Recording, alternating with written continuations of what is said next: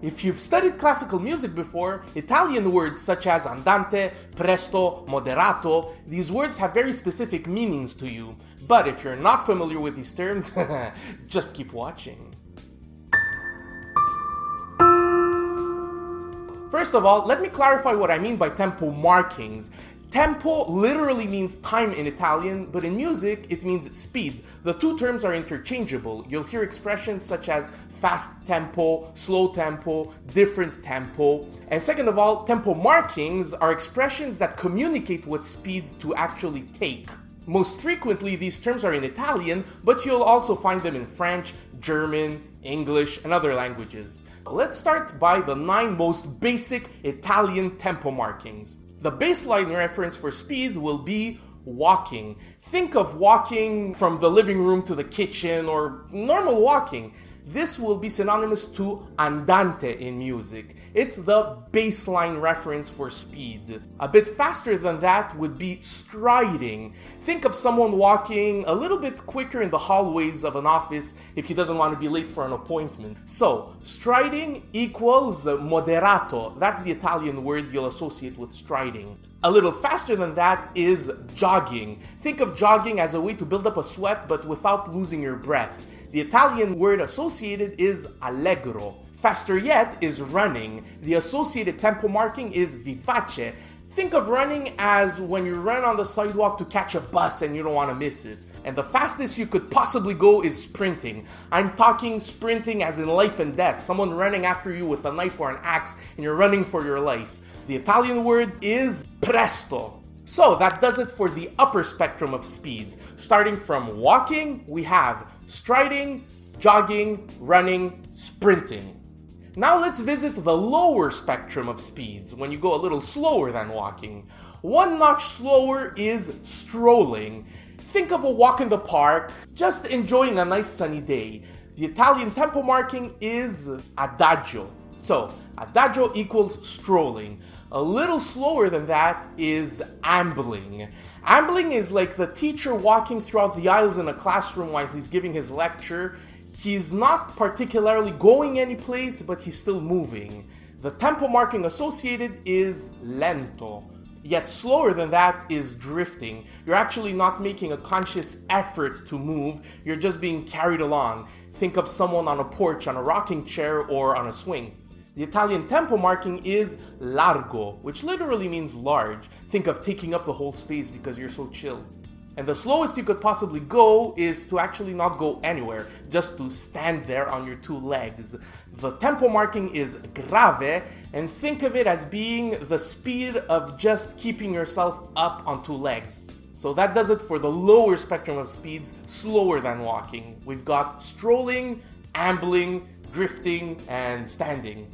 Here's a chart summarizing what I just explained. The Italian terms associated to each word are by no means literal translations. I've also marked some rough approximations on the metronome. In case you don't have a metronome, I've included links to help you out, like websites and apps. More importantly is that I've put examples of the different speeds so you can internalize a little bit better what I mean by the different speeds, from slow to medium to extremely fast. So this video is about 7 new tempo markings, which won't be completely new because each one is basically a precision or a slight modification of one of the 9 basic terms that you're already familiar with.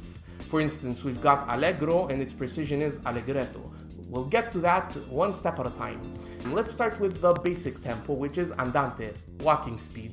A notch faster is andantino. Then we've got moderato, then we've got we'd expect to have allegro, but we actually have allegretto, which is just a little bit slower than allegro. So let's start again. Andante, andantino, moderato, allegretto, allegro. And yet faster is vivace, even faster vivacissimo. Then we've got presto, and the most unbelievably fast that you can imagine is prestissimo. I'll present all of that in a chart at the end of the video. Now let's go on the slower spectrum of speeds. Starting again from andante, slower than that, we've got adagio. Between the two is a coloring of the term adagio, which is adagietto. The way to think of that term is not that slow, not as slow as adagio. So we've got andante, adagietto, adagio. Slower than this is the group of 3 slow tempo markings. You really have to think of it as a group, you'll understand why. This group consists of the 3 tempo markings, lento, largo, and grave. A bit faster than this group is larghetto, and slower than this group is larghissimo. You see, you have to think of it as a group because the 2 terms that are each a bit faster and a bit slower than this group are modifications of the same term, of largo. Here's the chart of all the terms that I presented so far. The way I've organized this chart is that the 9 basic terms are underlined, and right next to each one, when it's the case, is the modification of that term that's either faster or slower. One thing I do want to point out is that there are certain patterns going on in this classification of terms.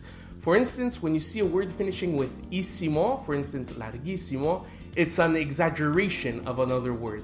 For instance, larghissimo is really, really largo, and vivacissimo is really, really vivace. Prestissimo, same thing, it's really, really presto. Now, when you see the word ending in etto, for instance, larghetto, is that the term tends to go towards the walking speed, towards something a bit more calm. For instance, larghetto is largo, but a little bit towards andante.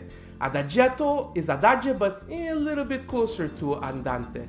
Same thing with allegretto. It's allegro, but a little bit closer to andante. This video is about tempo modifications. In other words, the piece starts at a certain initial tempo, and throughout the piece, slight modifications of speed occur.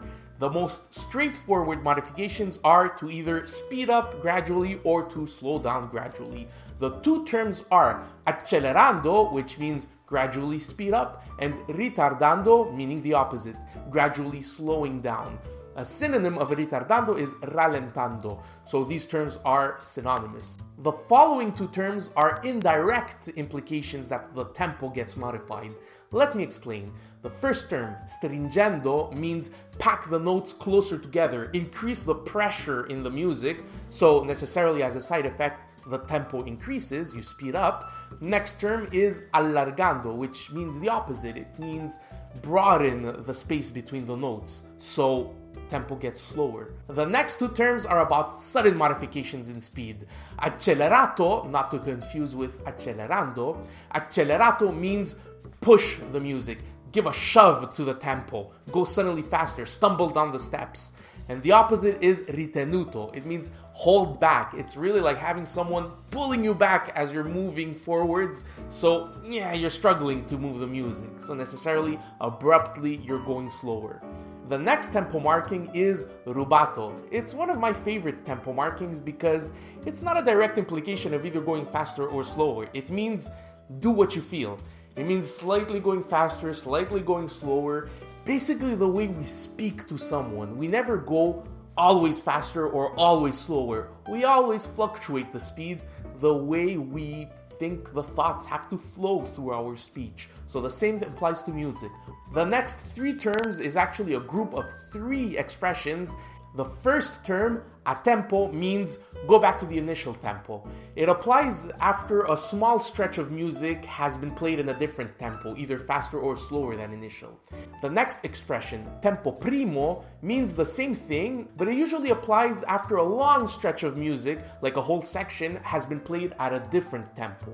And the last one, l'istesso tempo, is a very interesting tempo marking. It means no matter what the music makes you want to do, just stay at the same tempo. For instance, big chords are being played and you have to play louder and louder and you feel like speeding up, do not speed up. Or if you feel like slowing down, do not slow down. Stay at the same tempo. The side effect of this tempo marking is very interesting because when your gut is telling you to modify the speed, you shouldn't. Stay at the same tempo. Here's the chart summarizing the 13 terms and expressions that I presented in this video. What's interesting in the classification that I've done is that there's more to just speed modification. There's a whole attitude that you have to modify, and the side effect is that the tempo and the speed get modified. Well, like this video if you found it interesting, share it with people that you think will find it interesting as well, and subscribe not to miss more content like this. Until next time, listen closer, get smarter, and see you later.